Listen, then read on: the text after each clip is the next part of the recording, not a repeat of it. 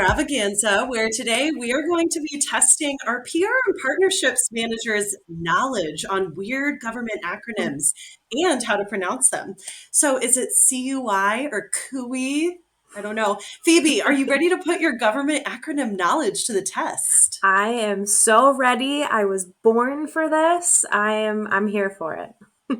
Okay, amazing.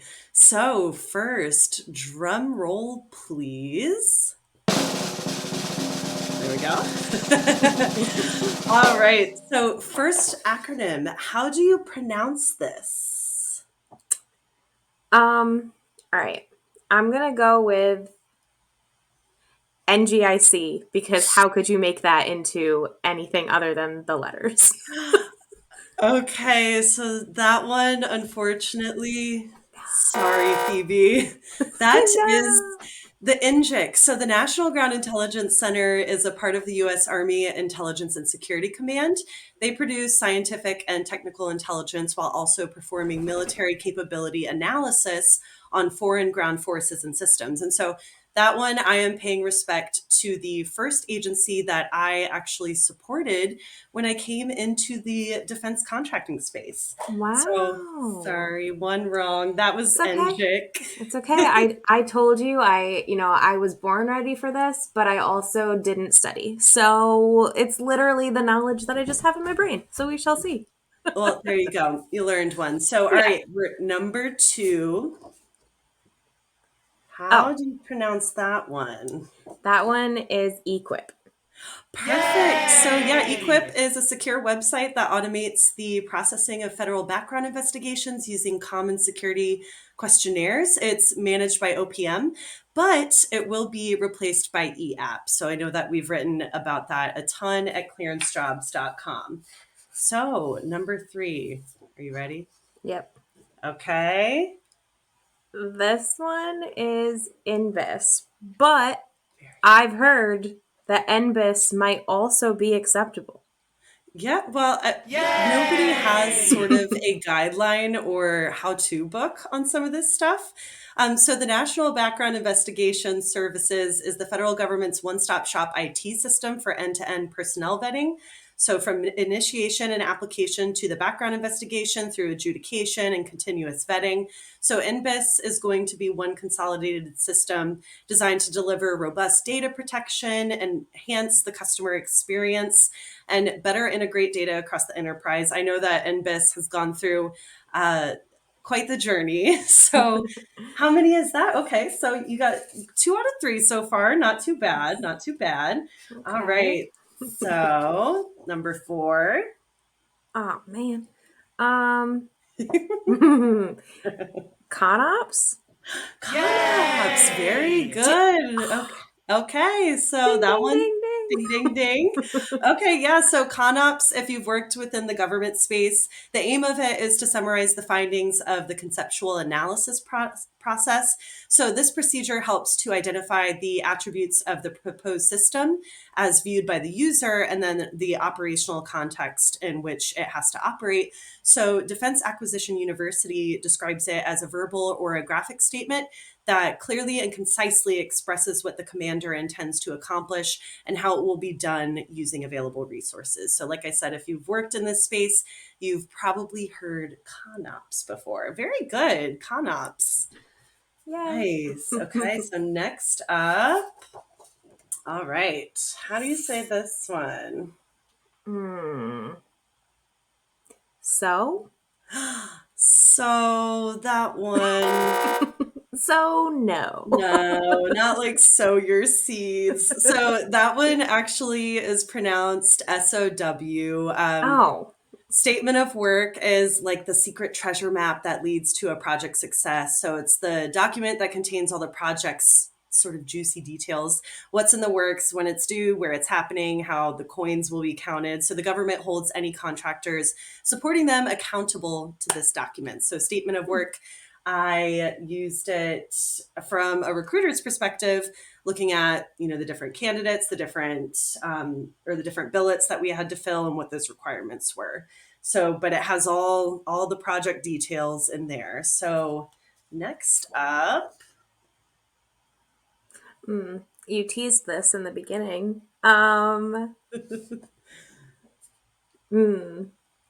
Kiwi? Don't say Coo-ee, people. No. Kiwi? Kiwi, no, Kiwis. So, controlled unclassified information, also known as CUI, it refers to sensitive information that requires safeguarding or dissemination controls according to applicable law, regulations, and government-wide policies. So, it is not classified, controlled unclassified information, also known as CUI. And I know I have a couple other. Where are all my controls? Oh, there. Okay. So I need to get my sound effects in order. But all right. So next up. We can do it in post. That's true. Oh, man. I want to say far, but I don't think it's far. Or is it? Fair. Oh, man. I'm looking real dumb. So the FAR, you got that one correct. Oh, yay. Okay. Yeah, that's something I definitely do not want to read. So the Federal Acquisition Regulation is the principal set of rules regarding government procurement in the U.S., and it's codified under Chapter 1 and Title 48 of the Code of Federal Regulations. So a lot of legal mumbo-jumbo that I don't really care about, but it covers many of the contracts issued by the U.S. military and other U.S. civilian federal agencies. So the FAR is something that is very important to our contractors that are going after new work and anyone who's really a part of the procurement process under the Department of Defense. So you got that one right. All right, next up. Oh, man. TRADOC? Very good. TRADOC. Ding, ding, ding. So the United States Army Trainee and Doctrine Command, it's a major command of the United States Army headquartered at Fort Eustis here in Virginia, where I reside. So yeah, TRADOC. Very, very it's kind serious. of fun to say. Not gonna lie. I mean, it's right? a serious agency, but And I think that one is paying homage to our very own doctrine man, aka Steve Leonard, who is a contributor at news.clearancejobs.com. So okay. TRADOC. All right, next up. Ooh, is that DIS? DIS, yes. Ding, ding, ding, correct. So DIS, also known as the Defense Information System for Security, it serves as the enterprise-wide solution for personnel security, suitability, and credentialing management for DoD military, civilian, and contractors. For the intelligence community, the equivalent is called scattered castles, so DIS. And then kind of related to DIS, this is what DIS used to be, technically. JPAS? JPAS, yes, very good. So JPAS is the Joint Personnel Adjudication System. It used to be the security clearance system of record, but it was finally shut down on March 31st, 2021. So back when I was a recruiter, JPAS is what we checked on security clearances through. So you're doing pretty dang solid, Phoebes. Listen, Lindy's like Ask Lindy videos on Mondays. I feel like she just throws out these acronyms, so maybe it's just like osmosis. It's just seeping in my brain, but we'll see. Well, and if you're watching this game show on YouTube, you should definitely subscribe so you can be notified when those Ask Lindy videos come out. They are super informative, whether you're a candidate or a recruiter, but especially if you're a security officer. Yeah. And so if you're listening to this on the podcast, you should follow us and then go on over to YouTube and watch this wonderful video. So, all right, next up, let's see. I don't think it's SAP. Is it SAP? Or is Game over. It's SAP. So SAP is really the secret club. It has its own secret language, secret codes, special ways to keep everything extra, extra safe. And so it's special access programs. That's what they're all about. They use the usual levels of classified information like top secret, secret, and confidential, but they have added nicknames and code words, super secret handling rules. And so SAPs are like the VIPs of classified programs with next level security and access requirements. So, All right. I think that's only like 2 wrong out of a big handful. And so for this last one, you've done incredibly well. Thank you. Bonus round. I wish we had a buzzer. I know. Bing, bing, Right.